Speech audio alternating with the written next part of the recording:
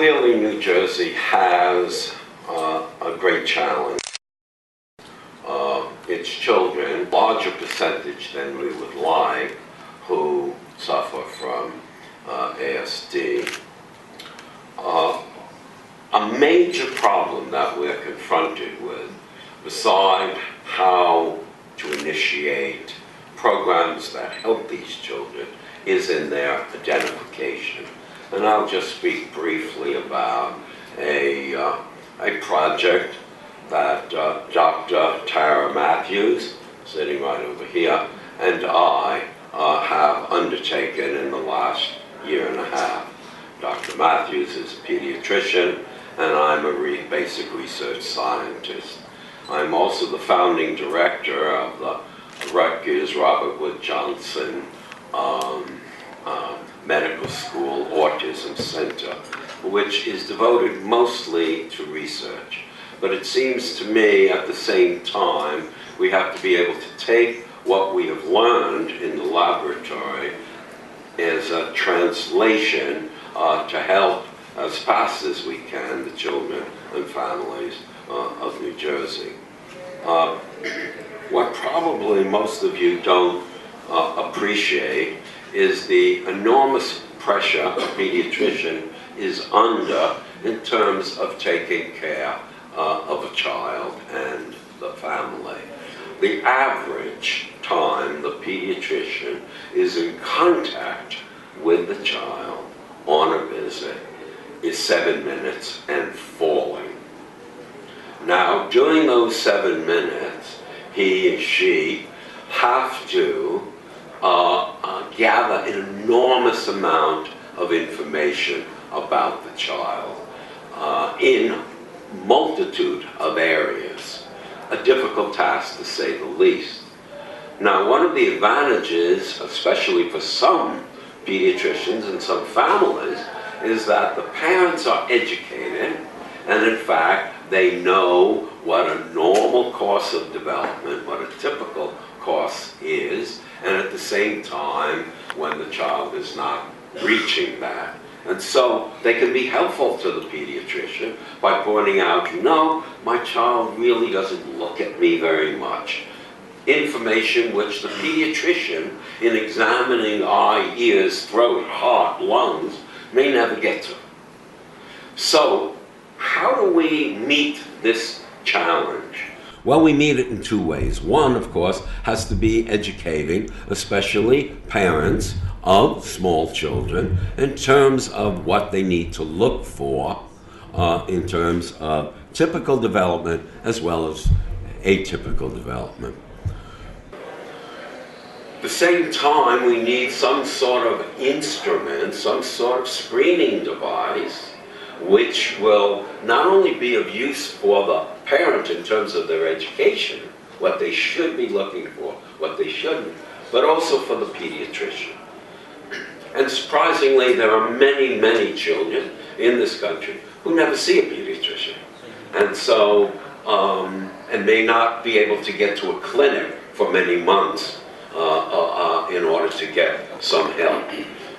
So, our idea, Dr. Matthews and mine, was to try to develop a screening device that could be app-friendly and which could be used by families, not only in New Jersey, but across the country, and not only in this country, but indeed across the world, where the problem of autism receives relatively little attention.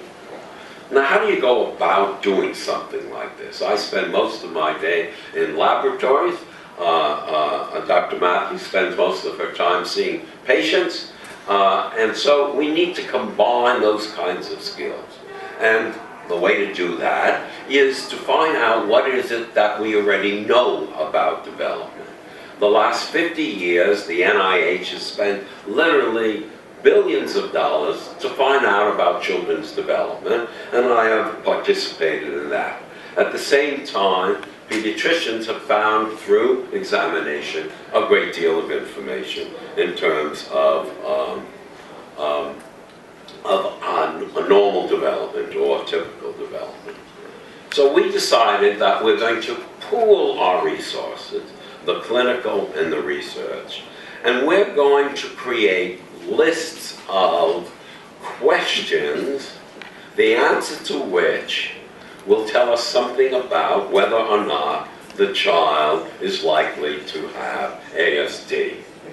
So the first order of business is, in fact, to make use of what the feds, and the state, I might add, New Jersey, leads in terms of commitment to research, to find out what is it that we know and what we don't know. And we went about doing that. Let me give you a really easy example. I like to talk science.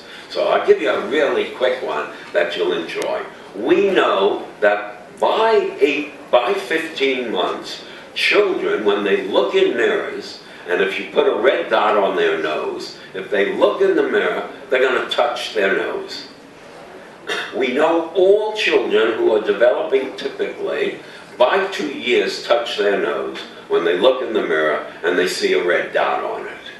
Well, this is a very well-studied event, and in fact, we've incorporated it into our app, along with more standard questions, such as when you call the child by name, do they look up?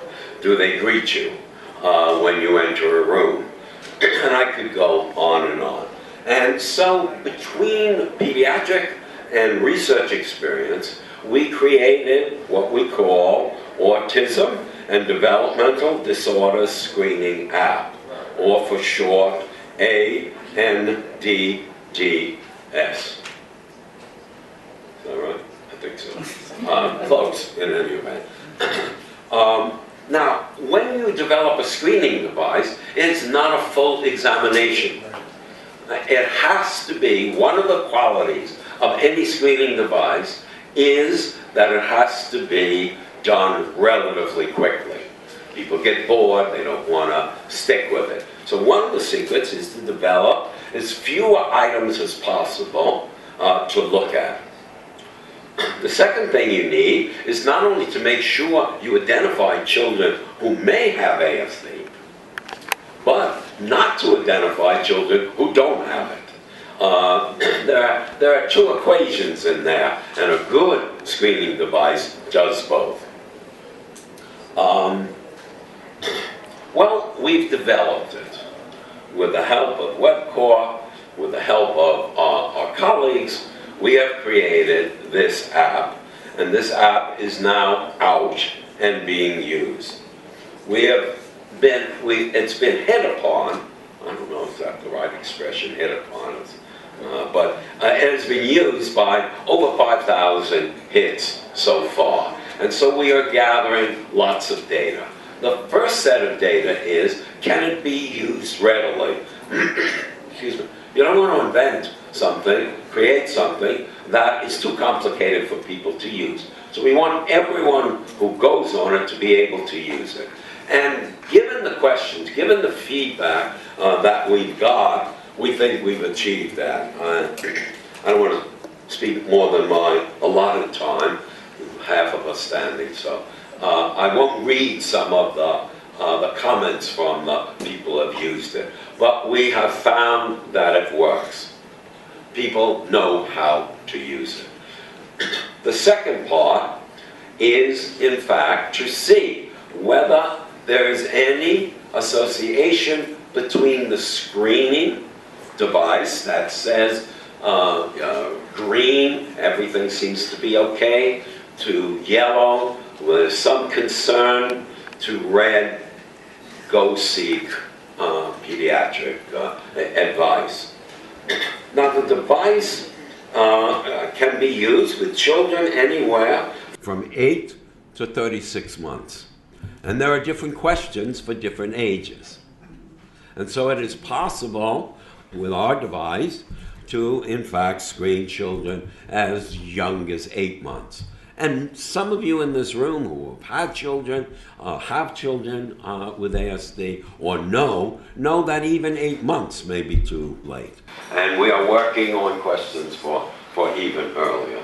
So, I'm here to say to you folks that something now exists in New Jersey and in the world, thanks to our collaboration with WebCore, that can be used both by parents and by pediatricians to help diagnose autism.